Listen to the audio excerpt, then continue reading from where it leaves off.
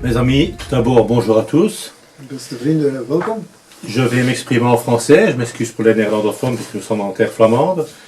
Mais mon néerlandais est aussi bon qu'une vache espagnole qui parle anglais. Donc voilà, c'est peut-être mieux que je m'exprime en français. Het is misschien beter dat ik mij in het Frans uitdruk, aangezien mijn Nederlands zo goed is als een Spaanse koe die zich zou proberen in het Engels uit te drukken. Hoewel wij ons in het Vlaamse land bevinden. Tout d'abord, je voudrais un peu me présenter pour les gens qui ne me connaissent pas, que je ne connais pas non plus. Nous allons faire plus en plus connaissance tout au long de cette soirée. Ik ga mezelf voorstellen voor diegenen die mij niet zouden kennen. En dit zou dan wederzijds moeten zijn, want ik ken jullie ook niet allemaal. Nous avons suivi, moi et Chris, le même parcours, lui du côté néerlandophone, moi du côté francophone, et plus, je dois l'avouer, plus en France qu'en Wallonie. C'est-à-dire le côté droite. Wij hebben beiden ongeveer hetzelfde parcours achter de rug. Chris meer in Vlaanderen of in België, langs de Nederlandstalige kant. En ikzelf meer langs de Franstalige kant, meer bepaald in Frankrijk. En dat parcours liep op de rechterzijde. Alors vous allez me demander pourquoi avoir rejoint Eurorus avec Chris, qui avait créé ça il y a plus de 20 ans. Tout simplement parce qu'en discutant avec lui, nous sommes arrivés à la même conclusion. En hoe ben ik bij Eurorus beland? Een organisatie die Chris een 20-tal jaren geleden heeft gecreëerd. Dat is omdat wij na gesprekken tot de vaststelling kwamen dat we ongeveer hetzelfde parcours hebben en tot dezelfde conclusie kwamen. Et cette conclusion est laquelle nous ne pourrons jamais faire l'Europe sans la Russie. C'est impossible.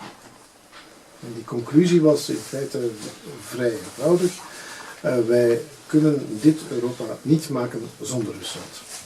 Quand nous parlons de l'Europe, nous ne parlons pas évidemment du machin actuel qui ressemble à tout sauf une Europe des peuples. Als we het over Europa hebben, dan hebben we het niet over de huidige constructie die Denis verwerpt. Hij noemt het een machin, een soort van ding. En dat niet het Europa der volkeren is, maar een andere constructie. Au sein d'Eurorus, nous avons le bonheur de réunir tous les continents, des sympathisants qui viennent des quatre coins du monde, toutes les religions. On a plus de difficultés avec certaines que d'autres, bien entendu, mais disons que si les gens savent faire un peu la part des choses, nous sommes avant tout européens et nous voulons la grande Europe eurasiatique de Gibraltar à Vladivostok. In Eurorus hebben we mensen uit de 4 windstreken. Met sommigen is het natuurlijk makkelijker wat betreft de gedeelde gedachten. Maar wij willen allemaal samen ditzelfde Europa, dit grote Europa, dit Eurasiatische Europa. Maintenant, pour vous parler un peu des activités en France, il faut dire que le groupe français est, je pense, le plus important d'Eurorus. Mais c'est un peu normal quelque part, parce que les Français sont beaucoup plus politisés qu'ici en Belgique, que ce soit en terre néerlandophone ou en terre francophone. Wat Eurorus betreft, en meer bepaald de Eurorus-vleugel in Frankrijk, is dat veruit de belangrijkste vleugel. En dat heeft te maken omdat Frankrijk nu eenmaal een veel meer gepolitiseerd land is dan wat België is. En France, nous nous réclamons plus du gaullisme, mais du gaullisme des origines. En in Frankrijk beroepen we ons daarbij op het gaullisme in zijn oorspronkelijke vorm, dat van de général de Gaulle. C'est-à-dire de Gaulle de 1940 qui a envoyé, dès la déclaration de la guerre contre l'Union soviétique, des aviateurs français pour fonder l'escadrille Normandie-Niemen et combattre aux côtés des Russes. En dus dit met als vertrekpunt 1940, generaal de Gaulle dan een beslissing neemt om een escadrille, dus een luchtmachtafdeling op te bouwen, Normandie-Niemen, en die dan de Russen terzijde zal staan in de bekamping van de gemeenschappelijke vijand. Le général de Gaulle a d'ailleurs été le premier à comprendre que l'OTAN nous mènerait à la guerre. Il s'est empressé de retirer la France de l'OTAN. Het is zo dat ook de Gaulle als eerste begreep dat de NATO zou leiden tot meer oorlogsvoering en hij heeft dan er snel werk van gemaakt van Frankrijk terug te trekken uit de NATO. Ce que nous voulons et ce qu'elle veut, elle, je parle toujours du côté français, mais elle rejoint Eurorus là-dessus. Ce que nous voulons, c'est faire une Europe des peuples, dans le respect de la culture de chacun, des religions de chacun, et tout en respectant les autres, en gardant l'indépendance, mais dans une structure européenne, donc en ayant des échanges privilégiés entre l'Allemagne, la France, la Belgique, ou que sais-je. Mais que chaque entité ait quand même une autonomie et puisse décider de son sort. Et garder sur culture. Et ne pas être inféodé à la sous-culture nord-américaine. Dus Europa der volkeren, waarbij dus iedereen's autonomie, taal enzovoort gerespecteerd zou worden. En dus niet ondergeschikt zou zijn aan een soort van NATO-denken, maar op een voet van gelijkheid zou behandeld worden. Pour faire simple aussi, elle veut sortir de l'Europe de Wall Street, puisque tout le monde sait que l'Europe est inféodée à Wall Street via les commissaires européens ici à Bruxelles. En ze wil ook Europa, de Europese constructie, onttrekken aan de invloed van Wall Street, want het zal wel iedereen duidelijk zijn dat de Europese commissarissen handelen volgens de belangen die Wall Street dienen. Maintenant, quand vous êtes évidemment pas pro-russe, mais que vous savez que les Russes sont nos frères, ce sont nos frères, nous sommes sur le même continent, quand vous voyez la haine de certains, la russophobie de certains, ça fait peur quand même. We kunnen alleen maar vaststellen dat de Russen een broedervolk zijn met wie wij dit continent delen. En als we dan vaststellen welke vormen de russofobie van sommigen aannemen, dan doet dit toch vragen reizen. Pour vous citer un exemple, chez nous, il y a des gens du bataillon Azov, qui est un bataillon qui sévit en Ukraine, et qui est pire que la division Totenkov de l'armée nazie. Parce que ce n'était même pas la seule.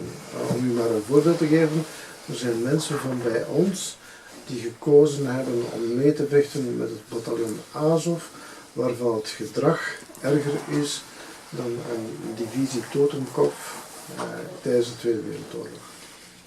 Des gens d'Eurorus ont d'ailleurs déjà eu des problèmes avec ces gens, des intimidations, des pneus crevés aux voitures, des coups de téléphone anonymes, des menaces.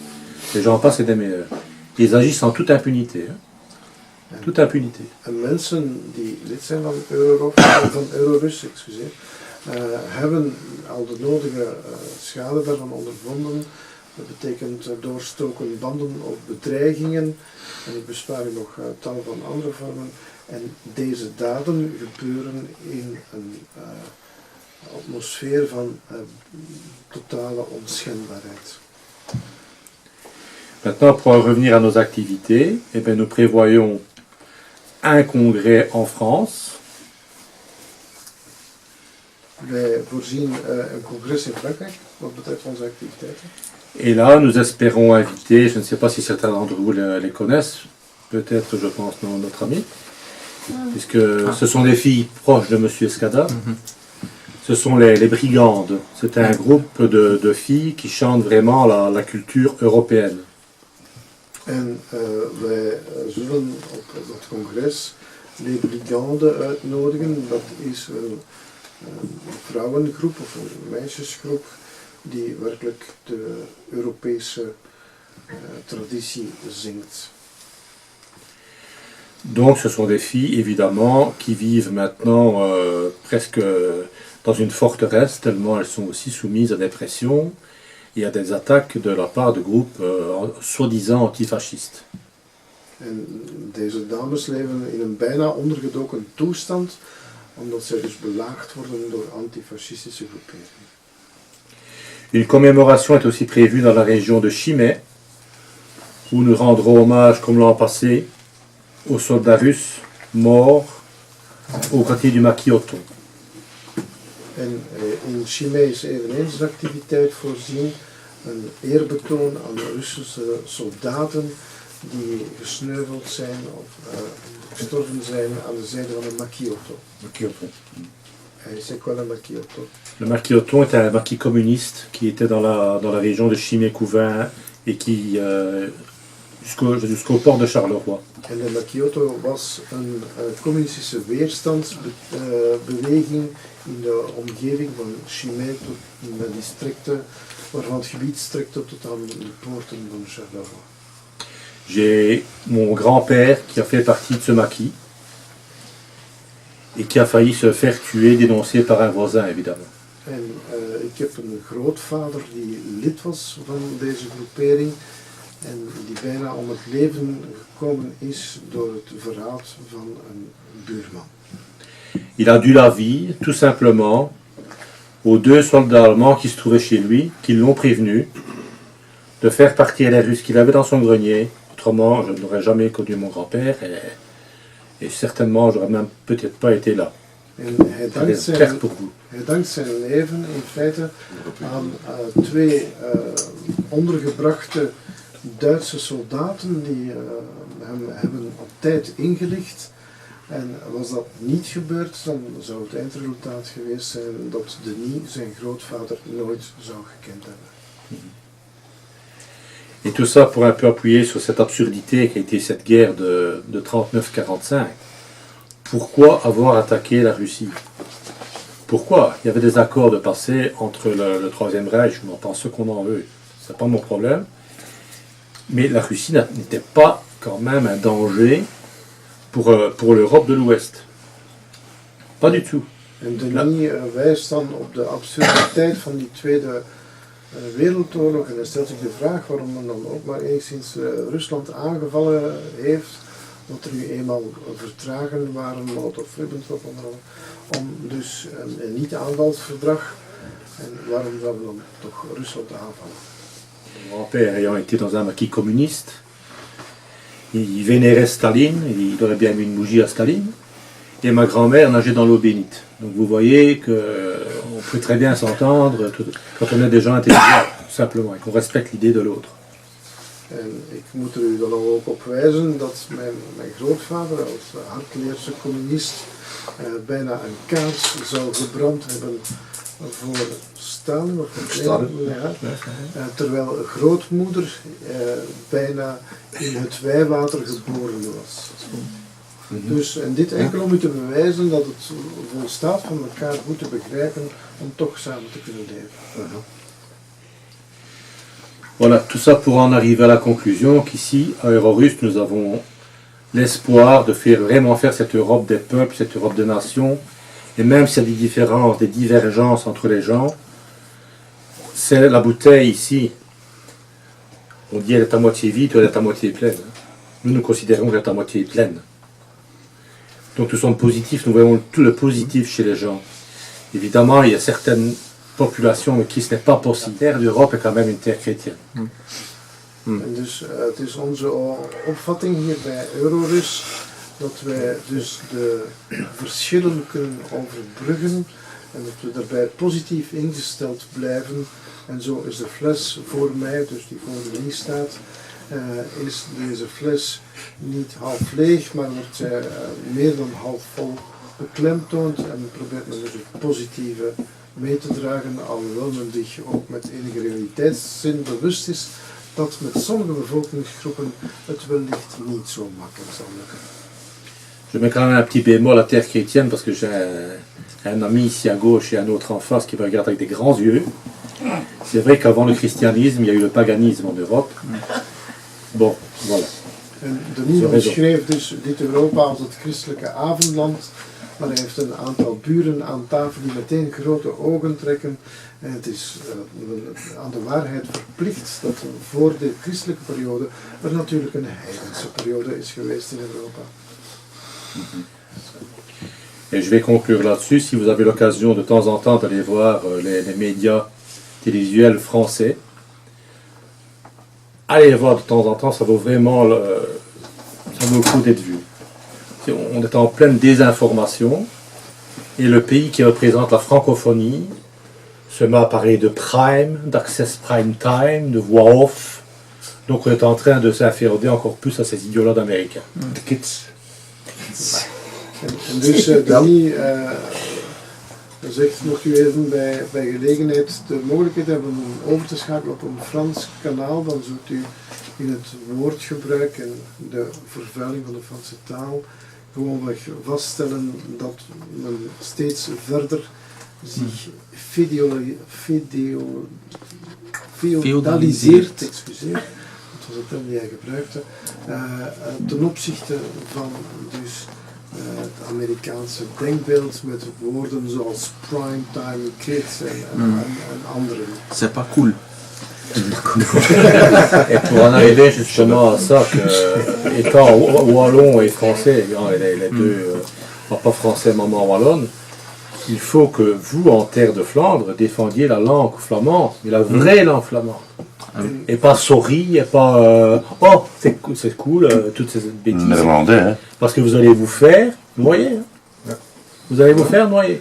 Quand je vois les jeunes flamands actuellement qui apprennent l'anglais, c'est s'abaisser, hein. C'est pas s'élever. En Denis wijst erop dat net zoals in Frankrijk, in het Vlaamse land, het gevaar bestaat van die woordvervuiling plus het verlies van al hetgeen wat het betekent en dat men zich dan door het leren van het Engels en het woordgebruik dat ermee samengaat zich in feite gedraagt zoals een knecht ten opzichte van die taal. Et croyez, je vais terminer là-dessus, que les nationalistes flamands, je parle des nationalistes flamands, je ne parle pas d'excités, je parle de nationalistes flamands, ont une très bonne presse en France parce qu'ils sont respectés dans leur combat pour leur identité. Comme les Bretons sont respectés, les Normands sont respectés, les Vendéens et les gens qui veulent aussi parler le catalan chez nous. En Vlaamse nationalisten, net zoals Bretonen en anderen, hebben in Frankrijk een goede pers, omdat zij zich dus concentreren op de verdediging van hun identiteit, hun taal en hun wezen. Je vous remercie de m'avoir subi pendant un quart d'heure et je vais passer maintenant la parole à notre président, monsieur. Ce fut un plaisir. Merci.